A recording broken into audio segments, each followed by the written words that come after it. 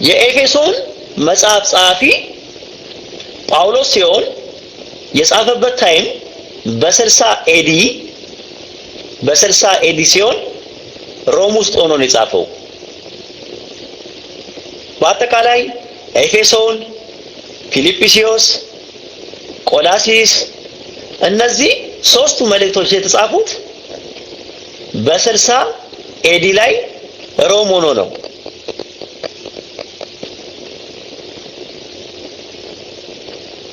ኤፌሶን፣ ፊልጵስዩስ እና ቆላሲስ የሚባሉት መልእክቶች ማለት ነው። ሶስቱም ስፔሻሊ ማለት ነው አንድ አይነት ታይም ላይ ነው። ትናንሽ ደቀ መዛሙርት ነበሩት። እነሱን ነው የሚልከው ብዙ ጊዜ እስር ቤት ሆኖ ሪቪል ሲሆንለት ያ ሪቪል የሚሆንለትን ነገር ይልክ ነበረ ማለት ነው።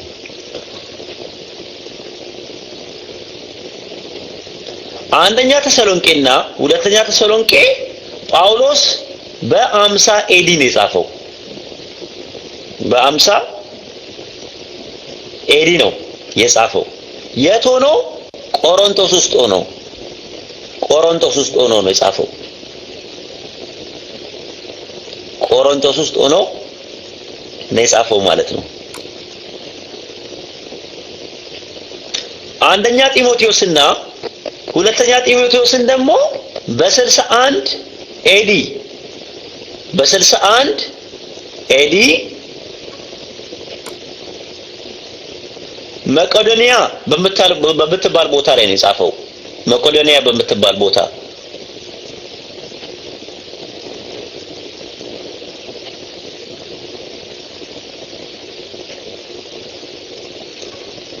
መቄዶንያ በምትባል ነው። የቲቶ መልእክት አንድ ጊዜ ሲያነብልኝ አንዱ ሙስሊም እኮ ነው የቲቶ ሰዎች አውጣልኝ አለኝ። የቲቶ ሰዎች ቲቶ አንድ ግለሰብ ነውና ሰዎች የሚባሉት ለቆሮንቶስ፣ ለኤፌሶን፣ ለተሰሎንቄ ነው ሰዎች የሚባለው እና ይሄንንም በዛው ቲቶ ግን ፊሊሞናና ጢሞቴዎስ ሰዎች አይባልም። አንደኛ ጢሞቴዎስ ሁለተኛ ጢሞቴዎስ እየተባለ ነው የሚባለው እንጂ የጢሞቴዎስ ሰዎች አይባልም። ጢሞቴዎስ አገር ሳይሆን ሰው ነው፣ አንድ ግለሰብ ነው። ኦኬ ቲቶ ጸሐፊው ጳውሎስ ነው። በ61 ነው የጻፈው። የጻፈበት ቦታ መቄዶንያ ነው ራሱ። የፊሊሞና ጸሐፊ ጳውሎስ ነው። የጻፈው በ60 ኤዲ ነው። የጻፈበት ስፍራ በሮም ነው። አሁን ተከፋፈላላችሁ። ቤቴል ጸሐፊው ማን እንደሆነ ስትጽፍ፣ በርናባስ ደግሞ ታይሙን ይጽፋል፣ ኢትዮ ደግሞ ቦታውን ትጽፋለች። ቤቴል ጸሐፊው ማን እንደሆነ ስትናገር፣ በርናባስ ታይሙን፣ ከዛ ኢትዮ ደግሞ ቦታውን ትጽፋለች ማለት ነው።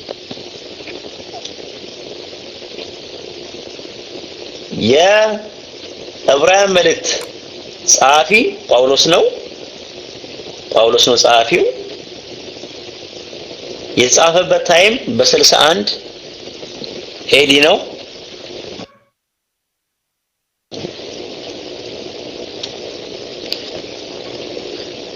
በ61 ኤዲ ነው።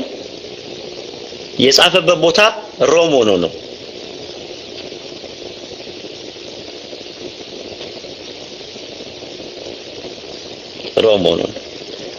ኦኬ ቀጥሎ የያዕቆብ መልእክት ነው። ያ በእንግሊዘኛ ኦርደር ነው የሚሄደው። የያዕቆብ መልእክት ጸሐፊው ያዕቆብ ነው። የጻፈው በ62 ኤዲ ነው።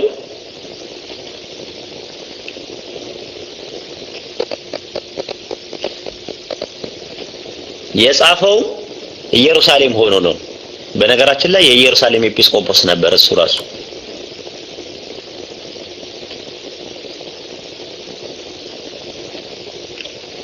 አንደኛ ጴጥሮስና ሁለተኛ ጴጥሮስ ጸሐፊው ጴጥሮስ ሲሆን የጻፈው በ64 ኤዲ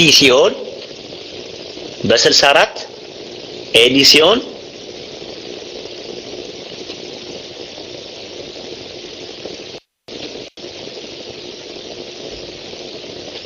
የጻፈበት ቦታ ባቢሎን በሚባለው ወይም ያውኗ ኢራቅ በምትባለው ስፍራ ሆኖ ነው የጻፈው ባቢሎን።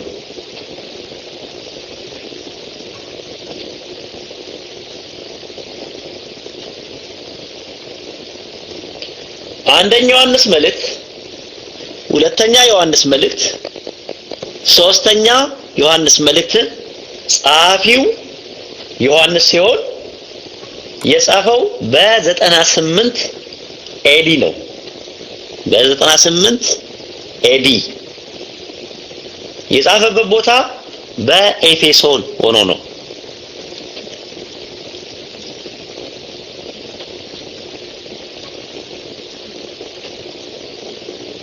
የይሁዳ መልእክት ጸሐፊ ይሁዳ ሲሆን የጻፈው በ65 ኤዲ ሲሆን የጻፈበት ቦታ በፓለስቲኒያ ወይም ደግሞ በኢየሩሳሌም ነው፣ በእስራኤል። መጨረሻው የራእይ ዮሐንስ ጸሐፊ ራእይ በነገራችን ላይ ራእይ ዮሐንስ አይባልም፣ ስህተት ነው ራሱ። አማርኛው ላይ በተለምዶ ራእይ ዮሐንስ እንለዋለን እንጂ የዮሐንስ ራእይ አይደለም። ሬቨሌሽን ኦፍ ጂሰስ ክራይስት ነው። ኢየሱስ ክርስቶስ የገለጠው ነገር ስለሆነ የኢየሱስ ክርስቶስ መገለጥ ነው የሚባለው። ግሪከኛው አፖካሊፕስ ይባላል። አፖካሊፕስ ማለት መራቆት፣ አንድ የተሸፈነ ነገር መግለጥ የሚል ትርጉም አለው ማለት ነው።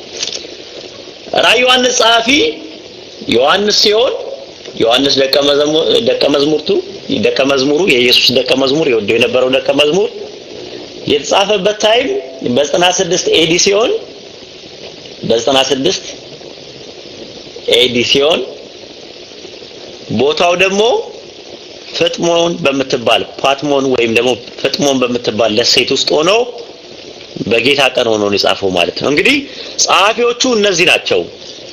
ጸሐፊዎቹ 40 ይደርሳሉ። መጽሐፍ ቅዱስ ጸሐፊዎቹ ወደ 40 የሚደርሱ ጸሐፊዎች አሉ። በተለያየ ሙያ የነበራቸው ሰዎች ናቸው። አንደኛው እረኛ ነው፣ አንደኛው ንጉስ ነው፣ አንደኛው ሐኪም ነው፣ አንደኛው አሳ አጥማጅ ነው፣ አንደኛው ቀራጭ ነው። የተለያዩ 40 ሰዎች በ1000 ታይሙ 1600 ዓመት በሚደርስ ጊዜ ውስጥ መጽሐፍ ቅዱስ እንደተጻፈ እንረዳለን ማለት ነው። በጣም የሚገርማችሁ ነገር መጽሐፍ ቅዱስ እንደዛ መሆኑ ነው የሚገርመኝ እኔ።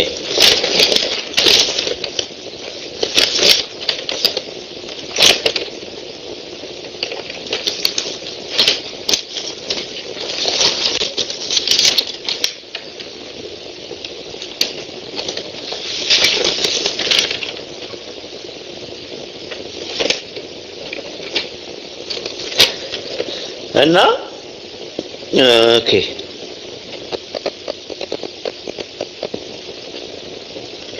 ይሄን ይመስላል ማለት ነው። እና መጽሐፍ ቅዱስ አንድ ጊዜ አንድ ወረቀት ነበረ ዶክመንታሪውን